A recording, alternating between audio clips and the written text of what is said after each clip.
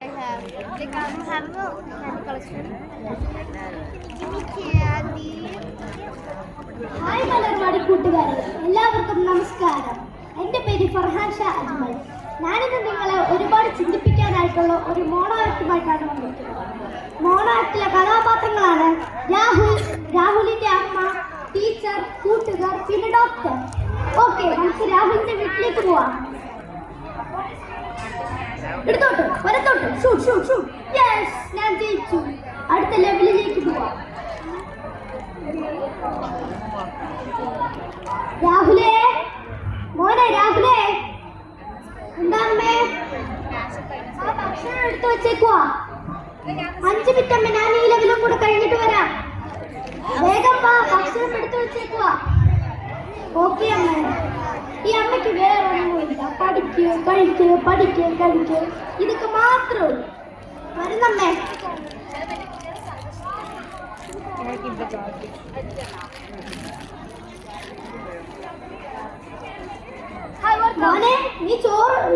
മോനെ നീ ചോറ് കറി കൂട്ടാതാണോ കഴിക്കുന്നത്?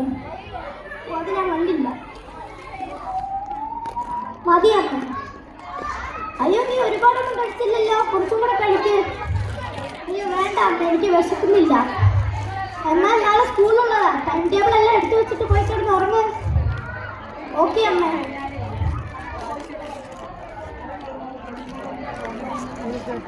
കുറച്ച് ചാർജ് ഉള്ളൂ. ആ ചാർജ് തീരുന്നത് വരെ ഈ രണ്ടും കൂടെ കിടക്കും. അയ്യോ 12 മണിയായി. ഞാൻ കിടന്ന് ഉറങ്ങട്ടെ. മോനെ രാവിലെ സ്കൂൾ ബസ് വരാറായി. പെട്ടെന്ന് ഒരുങ്ങുന്നമ്മേ. മോനെ ഇന്ന് ലഞ്ച് ബോക്സും വാട്ടർ ബോട്ടിലും. സ്കൂൾ ബസ് വരാറായി. ഓക്കെ അമ്മ, ഞാൻ പോവാ.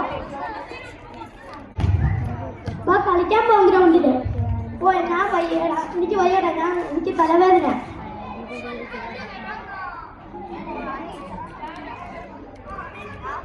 ഗുഡ് മോർണിംഗ് സ്റ്റുഡൻസ്, എല്ലാവർക്കും സുഖം തന്നെയല്ലേ? സയൻസിന്റെ ടെക്സ്റ്റ് ബുക്ക് എടുത്ത് പേജ് നമ്പർ 88. ആരാണിത് വായിക്കുക? രാഹുൽ, സ്റ്റാൻഡപ്പ്. നീ വായിക്കുക. പാഠം 13. രാഹുൽ ഏത് സബ്ജക്റ്റ് എടുത്ത് വായിക്കുന്നത്? സാർ, മലയാളം. അത് ശരി, നിനക്ക് എന്ത് പറ്റി? ഞാൻ കുറച്ചു ദിവസമായി നിന്നെ ശ്രദ്ധിക്കുമായിരുന്നു. ക്ലാസ്സിൽ പഠിക്കുന്നില്ല, ഹോംവർക്ക് ചെയ്യുന്നില്ല, നോട്ട് എഴുതുന്നില്ല, അസൈൻമെന്റ് ചെയ്യുന്നില്ല. ഇപ്പൊ എന്റെ സബ്ജക്ട് ഏതാ പോലും അറിയില്ല. സാർ എനിക്ക് ഒരു കാര്യം പറയാനുണ്ട്. സ്റ്റാൻഡപ്പ് പറയൂ. കുറച്ച് ദിവസമായി രാഹുൽ ഞങ്ങളോടൊപ്പം കളിക്കാനും വരുന്നില്ല. അത് ശരി രാഹുൽ, നിനക്ക് എന്ത് പറ്റി? ഇപ്പൊ തൽക്കാലത്തേക്ക് ക്ലാസ് കഴിഞ്ഞു, എല്ലാരും പോയിക്കോളൂ. അമ്മ, ഞാൻ എത്തി. രാഹുലെ, ഫ്രഷ് ആയിട്ട് വാ, നമുക്ക് ചായ കുടിക്കാം. ഓക്കെ അമ്മ.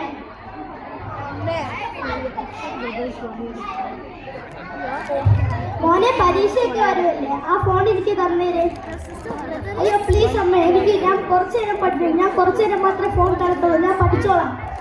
അതൊന്നും പറഞ്ഞിട്ട് കാര്യമില്ല, ഫോൺ തന്നേര്. ഇനി പോയി പടി. ഓക്കെ അമ്മ. രാഹുലേ, മോനെ രാഹുലേ, നീ എന്നാടുക്കുവാ? രാഹുലേ, ഈ കുട്ടി വിളിച്ചാലും വിളിയാ. അയ്യോ രാഹുലേ, മോനെന്ത് പറ്റി? He's 13 or 14. അയ്യോ മോനെ, എന്താ ചെയ്യുന്നത്? മാറണേ, എനിക്ക് കളിക്കണം.